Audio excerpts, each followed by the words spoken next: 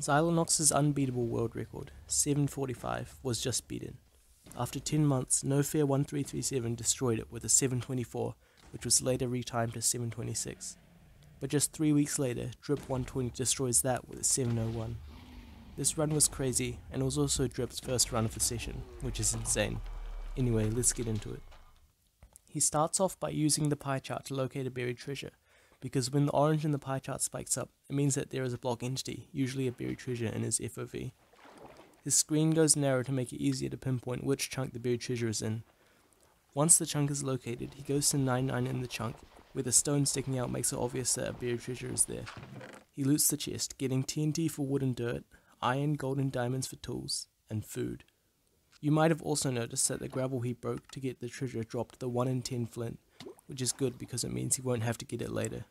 Drip makes it back to the island and blows up a TNT near 2 trees to gather wood and dirt for building blocks.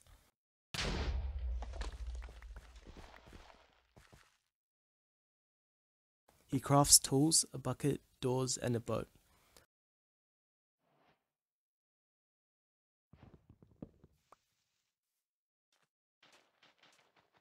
While boating, he organizes his hotbar by offhanding items.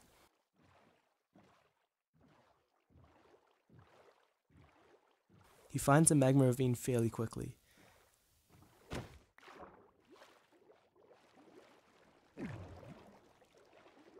He begins to make a nether portal, but the lava is only 1 block deep, so he has to replace the stone at the bottom with lava. This only takes a few seconds though, and with that he's in the nether at 1:18, 21 seconds ahead of No Fair's former world record. Drip's entity counter immediately spikes up, which means that there is a bastion nearby. He spots it and instantly looks around for a nether fortress. He doesn't see one, so he bridges to the bastion. This is a treasure bastion, which is unusual for a world record since housing is generally the fastest bastion type out of the 4. However, No Fair's former world record had a treasure bastion as well. Drip enters the bastion at 1:33, 40 seconds faster than No Fair's world record, and breaks these 2 gold blocks, crafting only one of them into ingots. He then throws a gold ingot in the air to distract piglins, and begins making it up the staircase, breaking some blackstone bricks to help the piglins pathfind to him correctly. He places and breaks the gold block to anger piglins and make them chase him, then digs into this wall while distracting piglins with gold to allow the other piglins in. He makes the 1x1 hole for the piglins to trade in and throws gold into it. Then he steals all of the piglins' gold, crafts it into ingots, and gives it back to them in hopes of getting ender pearls for travel and filling in the end portal. String, crying obsidian, and glowstone for explosives. Obsidian to build portals out of the nether, and fire resistance to make the blaze fight easier. He looks for a fortress again here, but still doesn't see one, so he goes to get the rest of the gold.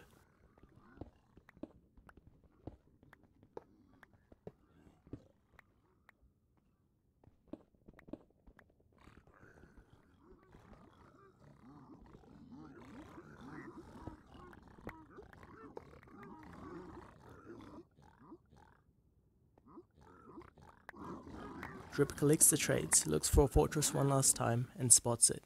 He also notices that he has everything he needs except for 20 obsidian to build 2 nether portals, so he checks the chests, which often contain obsidian. He gets 6 obsidian from this chest, but accidentally drops his axe, losing about a second.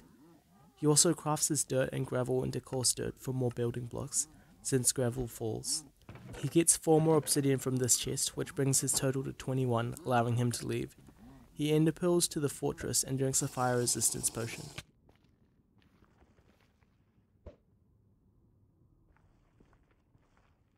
Unfortunately, his second pearl lands near the bottom of the fortress, meaning he has to use another pearl to get up.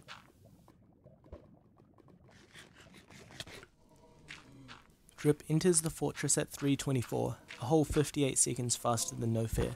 He is immediately greeted by 4 blazes. Even though each blaze has a 50% chance to drop a blaze rod, only the last one drops.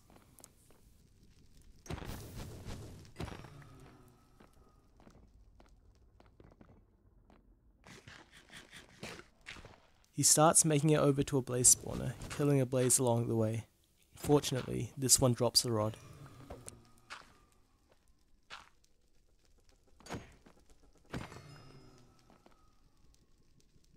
He uses TNT from the buried treasure to blow up blocks around the spawner, which gives more space for blazes to spawn.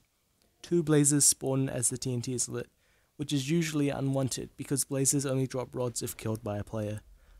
Luckily, he is able to knock the blazes out of the way before the TNT can kill them. They both drop rods, bringing him to 5, so he can build a portal back to the overworld. You normally need 6 laser rods to craft the 12 eyes vendor needed to light the portal, so he either has to get 1 more rod or risk the 66% chance of the end portal having less than 2 eyes already in it. Anyway, Drip is back in the overworld at 4:26, still 35 seconds faster than No Fair. He crafts his eyes vendor and throws one of them to calculate the location of the stronghold. Usually you need to measure at least 2 eyes to triangulate where the stronghold is, but by getting out of a boat, you are put in a more precise position for the calculator to know where the stronghold is with only 1 eye throw. It's kinda blocked by his streams chat, but you can see the calculator says 100%, meaning that there is a 100% chance that the stronghold is at those coordinates. Drip heads back to the nether, drinking another fire resistance. He kills another blaze to get his 6th rod, and throws an ender pearl to his 2nd portal cords. The reason he is travelling in the nether is because 1 block travelled in the nether is equivalent to 8 blocks travelled in the overworld.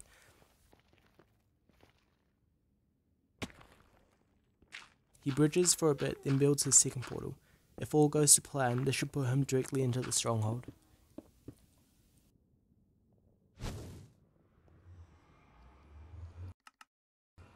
Drip is in the stronghold at 5:23, faster than ever before, and finally breaking Crook's legendary 5:27 stronghold enter that had stood for over a year and a half. He opens the pie chart again and looks for the correct orange spike that indicates a spawner, which is different for every computer. He follows it and leads him to the silverfish spawner in the portal room. He stands in the middle of the lava so that the silverfish can't get to him and fills in the portal. Drip enters the end 45 seconds faster than No Fair at 5:44, shattering the previous end enter world record of 6:14 by Xylinox, and Dougal's recent 6:15. He pearls to the main island and crafts wood and glowstone for explosives.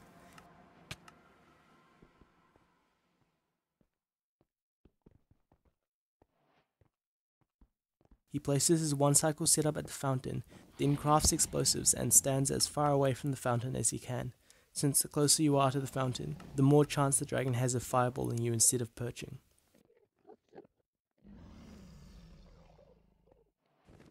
And now he waits. The fate of the run is in the dragon's hands, whether it will perch fast enough or not.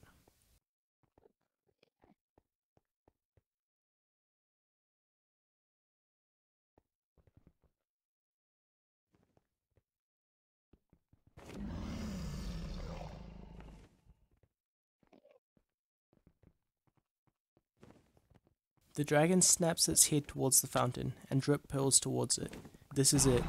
All he needs to do is time his bets correctly and hit the 1 cycle. He hits the 4+1 and stands there as his chat goes crazy.